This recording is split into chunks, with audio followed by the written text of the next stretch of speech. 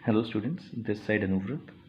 और हम आज 11th क्लास का लेक्चर लेके आए हैं और इसमें पार्ट वन में करा चुका हूँ। चैप्टर 1 है इंडियन कॉन्स्टिट्यूशन एट वर्क की बुक का।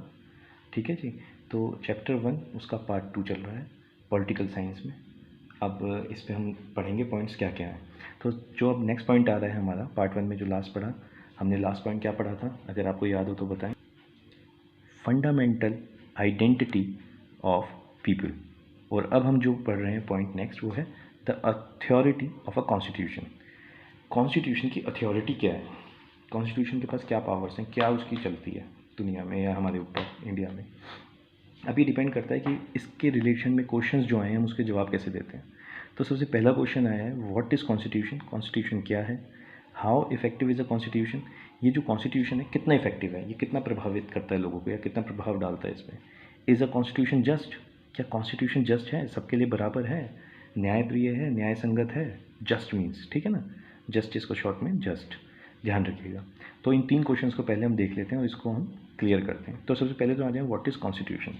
तो अगर छोटे से लेवल पे इसको समझेंगे कॉन्स्टिट्यूशन क्या है, तो कॉन्स्टिट्यूशन को इस तरह से समझें आप कि constitution is a set of norms and rules and regulations which were written in a book, and we take a oath of that book and took our decisions। एक बुक है जिसको हमने लिखा है, हमारे लीडर्स ने लिखा है, उस पर साइन किया और हमने ओथ उठाई है as a in a preamble, हमने कसम प्रियम्बल में थे कि हम इसी पे हम अपने आप को समर्पित करते हैं, हम इसी के द्वारा लिखे गए कानून को हम मानेंगे। तो ये कॉन्स्टिट्यूशन है हमारे लिए, तो हम इस तरीके से देखते हैं। लेकिन अगर किसी को ऐसे को समझाएं जिसका IQ लेवल 0 है, भाई ये होता क्या है, तो इसको सिंपल सा कहेंगे कि एक बुक है जिसमें हमारे रूल्स एंड रेगुलेशंस लिखे हुए, सेट ऑफ नॉर्म्स हैं, ये करना है, ये नहीं करना है, इससे ये काम होगा, इससे ये होगा, और उसको हम जब मानते हैं तो हमारे लिए कॉन्स्टिट्यूशन है पहला। सेकंड में आते हैं, how effective is the constitution. तो कॉन्स्टिट्यूशन कितना इफेक्टिव है, इसके लिए तो पूरा लेक्चर ही ये बना हुआ है, तो इस क्वेश्चन को अभी नहीं उठाएंगे, ध्यान रखिएगा, इसको पूरे लेक्चर में ही समझेंगे। लेकिन हम जैसे आते हैं, इज़ अ कॉन्स्टिट्यूशन जस्ट, क्या कॉन्स्टिट्यूशन जस्ट है, प्रभावित करता है, बिल्कुल मतलब क्या कॉन्स्टिट्यूशन जस्ट है, किसी से भेदभाव नहीं करता, सबको बिल्कुल बराबर रखता है, इक्वलिटी का नोशन है क्या कॉन्स्टिट्यूशन में। जी हाँ, इंडियन कॉन्स्टिट्यूशन में इक्वलिटी का नोशन है, अगर हम इंडियन कॉन्स्टिट्यूशन की बात करें तो। लेकिन अगर हम सिर्फ कॉन्स्टिट्यूशन को एक यहाँ पे डिस्कशन का टॉपिक लेके चल रहे हैं, तो हम कॉन्स्टिट्यूशन का मतलब वो है इंडियन कॉन्स्टिट्यूशन की बात नहीं कर रहे, हम ऑल ओवर द वर्ल्ड में जो कॉन्स्टिट्यूशन है उसकी बात कर रहे हैं। तो सिंपल सोबर से फंडे से समझ लेते हैं कि मिडल ईस्ट, यानी जो ये सऊदी अरेबिया वाली कंट्रीज़ हैं, मुस्लिम कंट्रीज़ हैं, यहाँ पे जो कॉन्स्टिट्यूशंस हैं, इनको तो यहाँ का प्रेसिडेंट या डिक्टेटर ही बदल देता है, अपने तरीके से बदल देता है, अपने लिए बदल देता है, ठीक है। लेकिन इंडिया में ऐसा हम नहीं कर सकते। हिंदी में कहते हैं इस शब्द को तख्ता पलट, और इंग्लिश में कहते हैं कूप, मतलब कि एकदम से कूप कर देना, मिलिट्री और पुलिस वाले कूप कर देते हैं, कॉन्स्टिट्यूशन को ही बदल के रख देते हैं पावर के बेसिस पे। हमारे इंडिया में हम ऐसा नहीं कर सकते, ठीक है जी। हमारा कॉन्स्टिट्यूशन हमारा सबसे अबव रहता है, सबसे ऊपर रहता है, लेकिन इन कंट्रीज़ में कॉन्स्टिट्यूशन सब्जेक्टाइज कर लेते हैं, ये बिल्कुल सबॉर्डिनेट कर देते हैं कॉन्स्टिट्यूशन की, कॉन्स्टिट्यूशन को बदल सकते हैं। कॉन्स्टिट्यूशन इतनी बड़ी चीज़ नहीं है, ज़रा इस चीज़ का ध्यान रखिएगा। तो कॉन्स्टिट्यूशन कुछ जगहों पे जस्ट है, हमारे यहाँ जस्ट है, अमेरिका में जस्ट है, UK में जस्ट है, लेकिन जैसे मिडल ईस्ट के पार्ट्स में आएंगे वहाँ जस्ट नहीं है, इस चीज़ को समझें। दूसरा, कॉन्स्टिट्यूशन में एक चीज़ और मैं आपको बताऊँ, कुछ टाइप्स होते हैं कॉन्स्टिट्यूशन में, जैसे मैं छोटा सा टाइप बताता हूँ आपको। 3 तरह के कॉन्स्टिट्यूशन की बात करता हूँ, एक अमेरिकन कॉन्स्टिट्यूशन की, एक इंडियन कॉन्स्टिट्यूशन की, और एक यूनाइटेड किंगडम की कॉन्स्टिट्यूशन यानी इंग्लैंड की कॉन्स्टिट्यूशन की। तो अगर हम अमेरिकन कॉन्स्टिट्यूशन देखते हैं, तो अमेरिकन कॉन्स्टिट्यूशन स्मॉलेस्ट है दुनिया में, सिर्फ 7 पॉइंट्स में कवर हो जाता है। सेकंड, रिजिड कॉन्स्टिट्यूशन है, उसको बदल पाना थोड़ा मुश्किल है वो ठीक तरीके से बदल नहीं पाएगा, मतलब जल्दी से नहीं बदल सकता। इंग्लैंड की बात करें तो वो अनरिटन कॉन्स्टिट्यूशन है, वो लिखा ही नहीं हुआ कॉन्स्टिट्यूशन, वहाँ डिस्कशंस चलते हैं, डिसीजंस चलते हैं, उन डिस्कशंस और जो बहसबाजी होती है उसके बेसिस पे वहाँ रूल्स बनते हैं, तो अनरिटन है, वहाँ है ही नहीं कॉन्स्टिट्यूशन, यही समझें। और उनको उनका जो अगर कॉन्स्टिट्यूशन का अनरिटन है, तो उस अनरिटन कॉन्स्टिट्यूशन को बड़े आराम से बदल देते हैं, अच्छा ये ऐसे नहीं हो रहा, इसको ऐसे कर लो, ठीक है जी, मतलब बेनिफिट ऑफ डाउट वो देते हैं। थर्ड, हम अपने पे आते हैं Indian constitution. Indian constitution is a flexible constitution, ये कुछ मायनों में बहुत रिजिड भी है और कुछ मायनों में बहुत फ्लेक्सिबल भी है, सॉफ्ट भी है। लेकिन जैसे जैसे वक्त बदलता है तो हम अपने हिसाब से कॉन्स्टिट्यूशन को बदल लेते हैं, कॉन्स्टिट्यूशन में अमेंडमेंट करके। अमेंडमेंट का आर्टिकल जो बहुत ही इंपॉर्टेंट आर्टिकल है हमारे इंडियन कॉन्स्टिट्यूशन का, अमेंडमेंट का आर्टिकल नंबर 368, जिसके थ्रू हम कॉन्स्टिट्यूशन में अमेंडमेंट्स करते हैं जैसे जैसे चेंजेस आते हैं, ठीक है जी। अब रहा बीच वाला question, how effective is constitution, इसको हम पूरे लेक्चर में जब पढ़ते हुए चलेंगे तो पूरे लेक्चर में हम समझते हुए चलेंगे। सबसे पहले तो हम आते हैं नेक्स्ट पॉइंट पे, मोड ऑफ प्रोमulgation। ये प्रोमulgation का क्या मतलब होता है? तो प्रोमulgation का मतलब होता है कि टू मेक आइडिया और बिलीफ, एक आइडिया और बिलीफ बना लेना, और उसको बनाने के बाद पूरे देश में या पूरे जहान में या पूरी दुनिया में एकदम से फ्लरिश कर देना, डिक्लेरेशन दे देना, ऐलान कर देना कि ऐसा हमने किया है। तो इस पॉइंट पर हम चाहेंगे स्पेसिफिक पॉइंट्स उठाएंगे इसके। तो इसका स्पेसिफिक पॉइंट जो है पहला, how constitution comes into being. Constitution जो हम ये आज पढ़ते हैं, इंडियन कॉन्स्टिट्यूशन, ये बीइंग मतलब कि बना कैसे आया, ठीक है जी। तो इसके पीछे बहुत बड़ी कहानी है, इन पर्सन लेक्चर में बताएंगे, लेकिन थोड़े से लेवल पे आप समझें शॉर्ट फॉर्म में। कॉन्स्टिट्यूएंट असेंबली बैठी, कैबिनेट मिशन आया, उसने कॉन्स्टिट्यूएंट असेंबली बैठाई, जिसमें प्रिंसली स्टेट्स भी थे, जिसमें इंडियन जो प्रोविंशियल स्टेट्स थे उनके भी लोग थे, और अंग्रेज़ भी बैठे हुए थे, और मुस्लिम लीग के भी लोग थे, ठीक है जी। तो इस तरीके से कॉन्स्टिट्यूशन उसमें आता है, मतलब कि बनना शुरू होता है। धीरे धीरे इसमें काफ़ी चीज़ें होती हैं, डिफरेंसेस हैं, वो मैं आपको आगे बताऊंगा। तो पहले ये समझिए कि कॉन्स्टिट्यूशन के साथ हुआ क्या क्या। कॉन्स्टिट्यूशन हमारा बनके तैयार होता है 26 नवंबर 1949 को, ठीक है। और पास कब हो जाता है, यानी इम्प्लीमेंट लागू कब हो जाता है, 26 जनवरी 1950 को, ये याद रखिएगा। और कॉन्स्टिट्यूएंट असेंबली पहली बार कब बनती है, ये बनती है दिसंबर 1946 में, इसको याद रखिएगा, बहुत इंपॉर्टेंट पॉइंट्स हैं जो मैंने आपको बताए। और कॉन्स्टिट्यूएंट असेंबली जब बनती है तो इसके अंदर काफ़ी सारे डिस्कशंस होते हैं, कई लोग आते हैं कि भाई अच्छा जी सती प्रथा हटानी चाहिए कि नहीं हटानी चाहिए, इस पर डिस्कशन होता है। फंडामेंटल राइट्स पे डिस्कशन होता है कि राइट टू इक्वलिटी किस किस को देनी चाहिए, क्या कि रिक्शे वाला बराबर है राजा से, या राजा बराबर है रिक्शे वाले से, इस तरह की बड़ी डिस्कशंस होती हैं। ये कॉन्स्टिट्यूएंट असेंबली का मेन क्राइटेरिया होते हैं। और धीरे धीरे जब ये पूरे एक निष्कर्ष पे पहुँचते हैं, कंक्लूजन पे पहुँच जाते हैं, फिर ये कॉन्स्टिट्यूशन को एक बना लेते हैं, प्रियम्बल उसमें लिख देते हैं, और प्रियम्बल पर जैसे ही साइन करते हैं तो वो जो लीडर जो प्रोविंशियल काउंसिल से चुन के आए हैं, प्रोविंशियल काउंसिल में सिलेक्ट कैसे किए गए थे लीडर, वो देखिएगा, मैं आपको आगे बताऊँ कैसे कैसे उनको सिलेक्ट किया गया। नेक्स्ट क्वेश्चन आता है, हु क्राफ्टेड द कॉन्स्टिट्यूशन। इस कॉन्स्टिट्यूशन को क्राफ्ट किसने किया, किसने बनाया ये कॉन्स्टिट्यूशन, ठीक है जी। तो कॉन्स्टिट्यूशन को जो बनाने वाला था ना, वो एक इंसान नहीं था, वो बहुत सारे इंसान थे, हर तरह के, हिंदू, मुस्लिम, सिख, शेड्यूल कास्ट पैनल था, शेड्यूल ट्राइब पैनल, तो अलग अलग, मतलब हिंदुस्तान का एक भी कोना ऐसा नहीं था जहाँ से लोग नहीं थे। हर किसी के, हर सोसाइटी के, हर ग्रुप के वहाँ पे रिप्रेजेंटेटिव बैठे हुए थे कि उनके लिए वहाँ पे रिप्रेजेंटेटिव होने ही चाहिए, और वहाँ बैठे उन्होंने डिस्कशंस किए। तो अगर हम प्रिंसली स्टेट में देखेंगे तो प्रिंसली स्टेट में किसने फ़ाइट किया, मध्य भोपाल के जो नवाब साहब थे उन्होंने फ़ाइट किया, और जोधपुर से महाराजा हवंत सिंह करके हैं, हनुमंत सिंह है कि हवंत सिंह, ये आप थोड़ा देख लीजिएगा, उन्होंने फ़ाइट किया। और यहाँ से ड्राफ्टिंग कमेटी के हेड डॉक्टर भीमराव अम्बेडकर थे, उनको, वो तो हम जानते हैं, he is from schedule caste background, तो वो लोग थे, ठीक है जी। तो इस तरीके से काफ़ी लोग यहाँ पे थे जिन्होंने डिस्कस किया, और कानून के तहत हर चीज़ को इक्वलिटी से दिया कॉन्स्टिट्यूएंट असेंबली में, ठीक है जी। और जैसे ही हम प्रियम्बल पे हमारे लीडर, जो हमारे चुने हुए लीडर साइन करते हैं, तो बिल्कुल एक सिंपल सिस्टम बन जाता है कि ये हमारा फाइनल डॉक्यूमेंट है जिसने नेशनल कंसेंसस को दिखा दिया, उस पर साइन कर दिया। नेशनल कंसेंसस का मतलब है कि हमारे देश की क्या सोच है, हमने उस प्रेम्बल में थोड़ा सा लिख दिया, और उस पर साइन जैसे हमारे लीडर ने किया, इट मीन्स हम सब ने साइन कर दिया, क्योंकि हमारे रिप्रेजेंटेटिव थे, वो हमने चुन के भेजे थे। और इसमें हम जब थर्ड पॉइंट पे आते हैं, तो थर्ड पॉइंट है, how much authority did they है। जिन लोगों ने कॉन्स्टिट्यूशन बनाने में मदद की, उन लोगों के पास क्या अथॉरिटी थी, क्या पावर थी उनके पास। पावर तो उनके पास अपने आप ही आ गई जब उनको रिप्रेजेंटेटिव के तौर पे चुना गया। वहाँ के लोग, हमारे हर प्रोविंशियल काउंसिल ने, यानी हर प्रोविंशियल स्टेट ने उनको चुना कि भाई ये इंसान आगे जाके हमारी तरफ से डिसीजन लेगा, और अपनी तरफ से जो भी ये कहेगा हम उसको मानेंगे, ठीक है जी। तो अथॉरिटी, आप इससे तो अथॉरिटी खुद ब खुद ही हमें पता लग जानी चाहिए कि अथॉरिटी काफ़ी थी उनके पास, ठीक है जी। एक शेडो गवर्नमेंट बना दी थी इन्होंने जब तक हमारा कॉन्स्टिट्यूशन तैयार नहीं हुआ था, ठीक है जी। हम नेक्स्ट पॉइंट पे चलते हैं, जो कि नेक्स्ट पॉइंट आएगा आपका substantive provision of the constitution. तो इसके अंदर सिर्फ एक ही क्वेश्चन है, जिसको डिफाइन कर देते हैं, does Indian constitution broadly speaking give everyone reason to go along its broad outlines, ठीक है।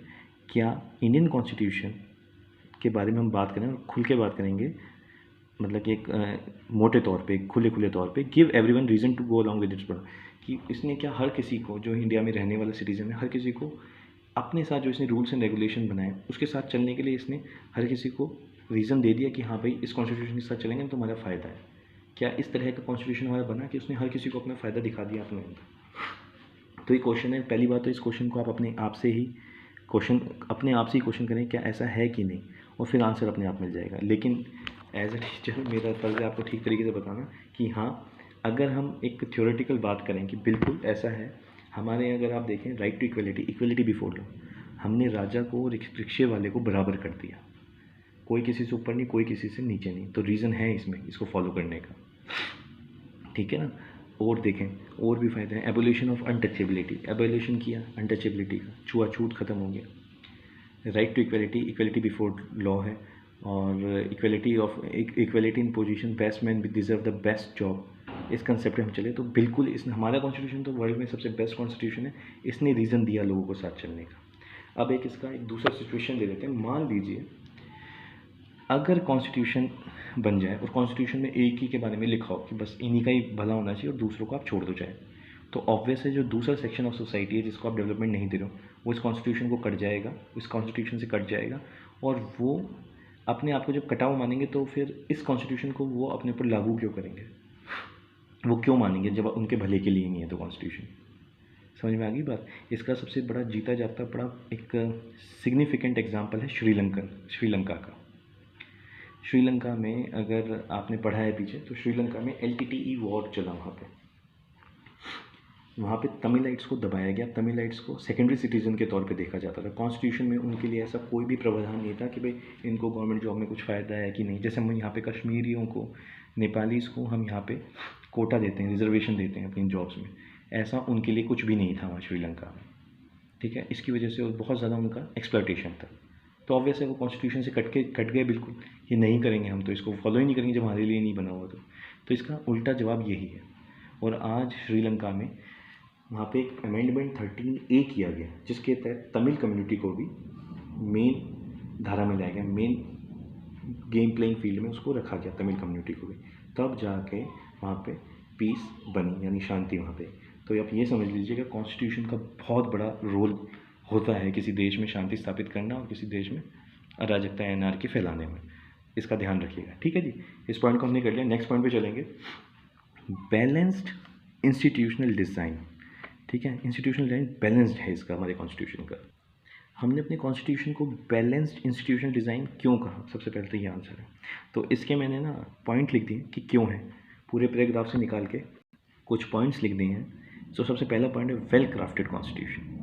इस कॉन्स्टिट्यूशन को जब बनाया गया तो इसमें करीबन 3-3.5 साल लग गए हमें। 46 से शुरू किया और 49 में कंप्लीट हुआ और 50 में जाके इसको हमने इम्प्लीमेंट किया। तो बड़ा क्राफ्ट किया है, इसमें हर तरीके का डिस्कशन है। अगर आप आज कॉन्स्टिट्यूशन कोई मतलब कि बहुत लोग पढ़ते हैं, लेकिन एक छोटा सा भी अगर लेवल पढ़ना शुरू करेंगे तो आपको इतनी चीज़ें मिल जाएंगी, पॉइंट्स के नीचे सब पॉइंट्स के नीचे और सब पॉइंट्स।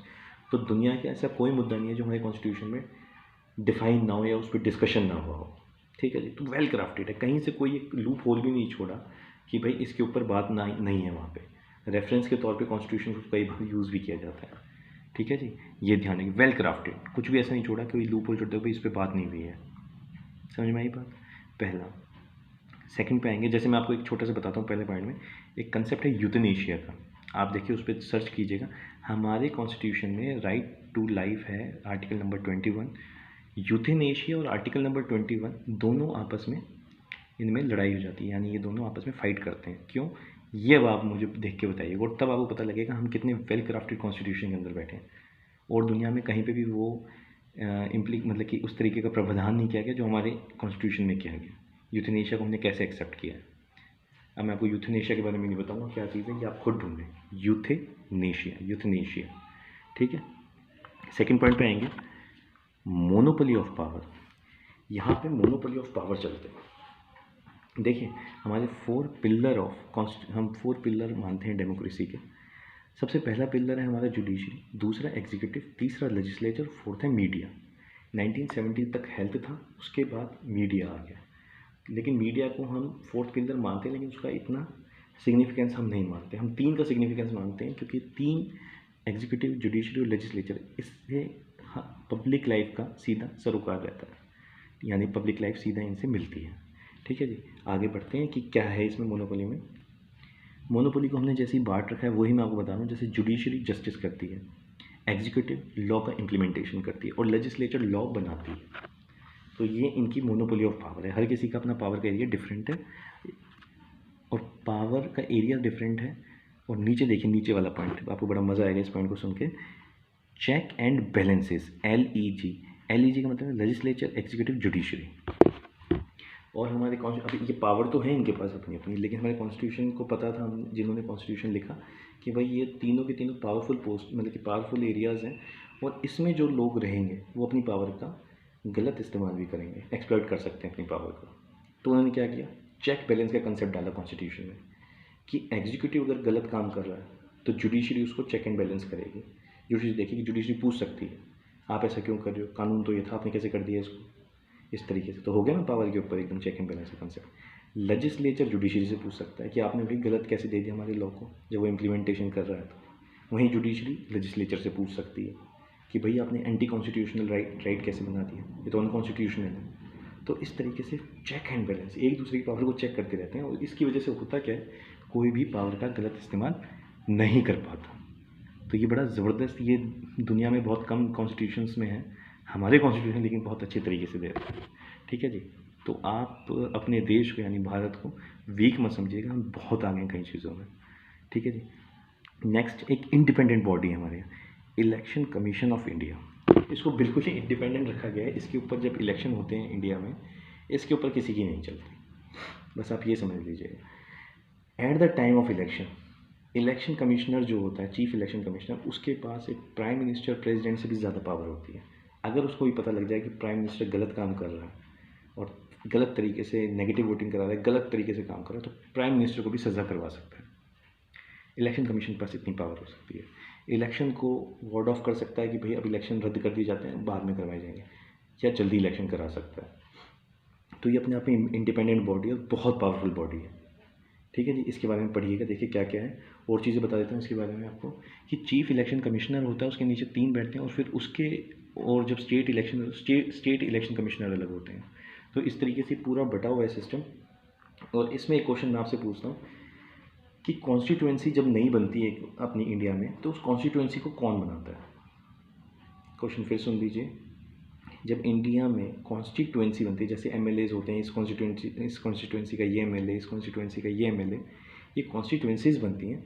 तो ये कॉन्स्टिट्यूएंसीज कौन बनाता है, अगर कोई नई कॉन्स्टिट्यूएंसी बनानी हो हमें तो कौन बनाएगा, इसके बारे में मुझे बताइएगा।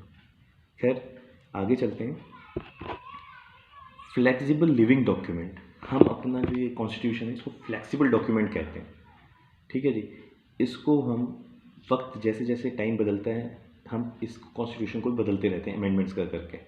ठीक है, जैसे मैंने यूथेनेशिया का नाम लिया, यूथेनेशिया के बारे में पढ़िएगा। आपको एक छोटा सा एग्जांपल, यूथेनेशिया को हटा देते हैं, किसी और चीज़ को ले लेते हैं। जैसे देख लीजिए, आप ले लीजिए राइट टू प्रॉपर्टी को। पहले 7 फंडामेंटल राइट्स थे, फिर वो उनमें से राइट टू प्रॉपर्टी को हटा दिया गया और 6 फंडामेंटल राइट्स रह गए। राइट टू प्रॉपर्टी को क्यों हटाया, ये बहुत बड़ा मुद्दा है, जिसको डिस्कस करेंगे क्लास में। लेकिन बस इतना समझिए कि right to property fundamental right में होने की वजह से जो हिंदुस्तान के लोग थे, जो गरीब लोग थे, जो इलिटरेट थे, उनकी बहुत बुरी हालत हो गई थी। और राइट टू प्रॉपर्टी जैसे ही हटाया और अमेंडमेंट किया कि भाई अब सबके पास इतनी ज़मीन होनी चाहिए, इससे ज़्यादा नहीं, उसी वक्त हिंदुस्तान में कई लोगों की जो सिचुएशन थी वो ठीक होने लग गई, अच्छी तरीके से लोग डेवलप होने लग गए। तो ये फ्लेक्सिबिलिटी हमारे कॉन्स्टिट्यूशन की, ऐसा नहीं है बदल नहीं सकते, बिल्कुल बदल जाएगा, फंडामेंटल राइट तक बदल दिया। ठीक है, ज़रूरत पड़ी तो, और साथ ही साथ नहीं बदलना होता तो फिर बदलेंगे नहीं, रिजिड हो जाएंगे।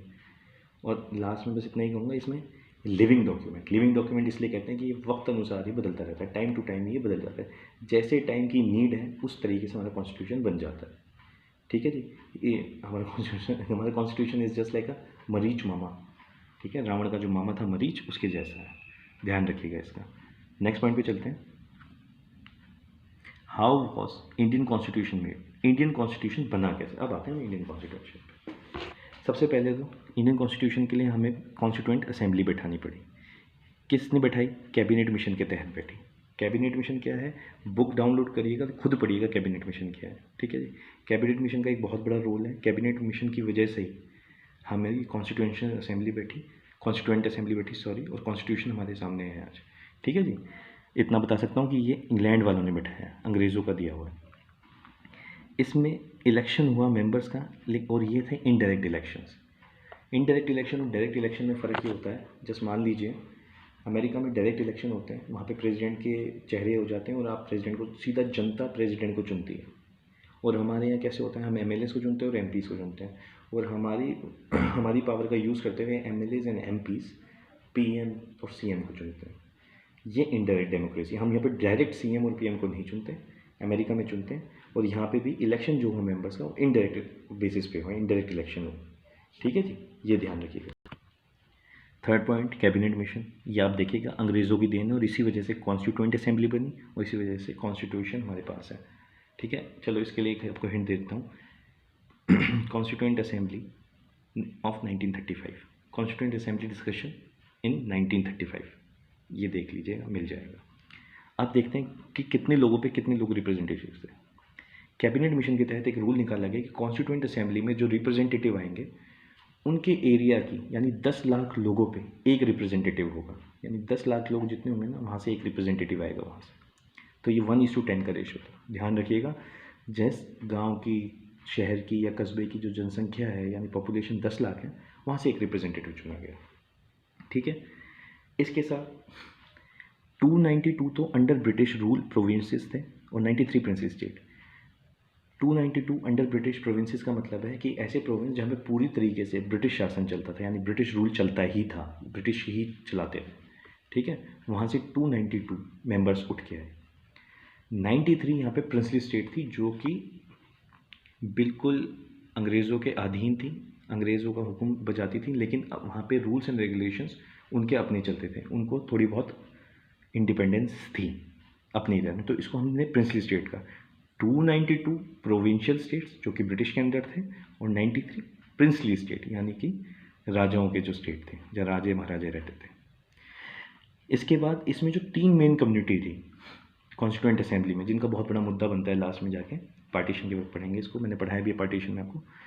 मुस्लिम, सिख और जनरल, जनरल में सब आ जाते हैं, और मुस्लिम सिख एक अलग से ही मुद्दा बना हुआ था हमारे पास। तो इनके भी अलग अलग से वहाँ पे नुमाइंदे बैठे, नुमाइंदे मीन वहाँ पे रिप्रेजेंटेटिव्स बैठे हुए थे। आगे चलते हैं, और प्रोपोर्शनल रिप्रेजेंटेशन था। ठीक है जी, एक बिल्कुल ठीक तरीके से बटा हुआ डिवीजन, बिल्कुल प्रॉपर तरीके से कर रखा था। कहीं से ऐसा ना हो किसी के पास, मतलब कि लोग तो कम हो, रिप्रेजेंटेशन ज़्यादा हो, ऐसा नहीं था। हर किसी के पास इक्वल रिप्रेजेंटेशन था, प्रोपोर्शनल रिप्रेजेंटेशन, सब बराबर थे, कोई किसी कम नहीं था। ठीक है जी, और वोट भी सबके पास एक एक बराबर था। प्रिंसली स्टेट, इलेक्शन जो होता था, प्रिंसली स्टेट ने जिनको भेजा वहाँ रिप्रेजेंटेटिव बना के, वो साथ जो प्रिंसली स्टेट कंसल्टेशन करते थे, वहाँ पे जनता नहीं चुनती थी। जो रिप्रेजेंटेटिव प्रिंसली स्टेट से आया कॉन्स्टिट्यूएंट असेंबली में, उस रिप्रेजेंटेटिव को वहाँ की प्रिंसली स्टेट की जनता ने नहीं चुना, वहाँ के राजाओं ने, मंत्रियों ने मिल के, भाई इनको भेजना चाहिए, ये अच्छी तरीके से हैंडल कर लेंगे, ऐसे भेजा गया। ठीक है जी, प्रोपोर्शनल रिप्रेजेंटेशन आपको समझा दिया। प्रोपोर्शनल रिप्रेजेंटेशन का एक मतलब ये भी है यहाँ पे कि जो ब्रिटिश प्रोविंसेस स्टेट थी, प्रिंसली स्टेट से अलग जो स्टेट थी, वहाँ पे प्रोपोर्शनल रिप्रेजेंटेशन हुआ। वहाँ पे ठीक तरीके से 1:10 के रेशो पे वहाँ पे एक बंदा भेजा गया रिप्रेजेंटेशन पे। ये था इसमें पूरा एक तरीके से लेक्चर है। और कल ये लेक्चर का, कल नहीं परसों, इस लेक्चर को पार्ट 3 आपको कंप्लीट हो जाएगा, हमारा चैप्टर 1। तो मेरे को बता देना कि लगा कैसे, और कोई इशू होता है, कोई प्रॉब्लम होती है तो व्हाट्सएप है आपके पास, और कोई और भी अगर ये लेक्चर देखता है तो प्लीज़ कमेंट कर दीजिएगा और सब्सक्राइब कर दें। Thank you so much, good night.